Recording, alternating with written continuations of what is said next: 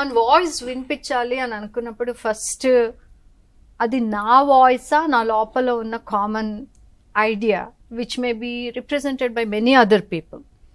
So team వర్క్లో ఉన్న advantage ఏంటంటే మల్టిపుల్ ఎబిలిటీస్. ఇప్పుడు ఫర్ ఎగ్జాంపుల్ నా దగ్గర అమేజింగ్ ఐడియా ఉంది, నాకు అది వినిపించాలని ఉంది, కానీ నాకు అది ఎలా చెప్పాలో తెలియదు. ఇంకొక పర్సన్కి చాలా బాగా మాట్లాడటం వచ్చు, కానీ ఏం మాట్లాడాలో తెలియదు. సో టీమ్ వర్క్ డెఫినెట్లీ ఇక్కడికి వచ్చేసేసి this is a solution madam. నా అభిప్రాయాలు నేను అందరిలోకి ప్రొజెక్ట్ అవ్వాలి అని అనుకున్నప్పుడు it's not always necessary that మనం ఒక్కళ్ళమే రిప్రజెంట్ అవ్వాలి. నేను ఇప్పుడు for example 4 of us are talking, but at the same time ఒకళ్ళు మాట్లాడుతున్నప్పుడు స్క్రీన్ ఒకళ్ళ మీదకే వస్తుంది.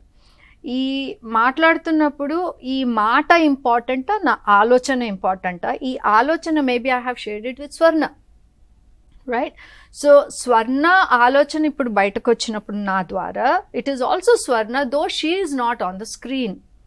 ఇది అర్థం చేసుకోవాలి. చిన్నపిల్లలు మీకు అలా కాన్సెప్ట్ క్యాచ్ చేయలేకపోవచ్చు, బట్ యాజ్ వీ గ్రో మనం టీమ్స్లో పనిచేస్తున్నప్పుడు this is the whole idea అనమాట.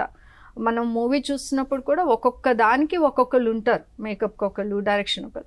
So all together it will become something. నా వాయిస్ వినిపించడానికి నేను మాట్లాడాల్సిన అవసరమే లేదు, నా వాయిస్ వినిపించడానికి నాకు ఆలోచనలే అవసరం లేదు. All of us together when we voice it out, it is us as a team that is expressing.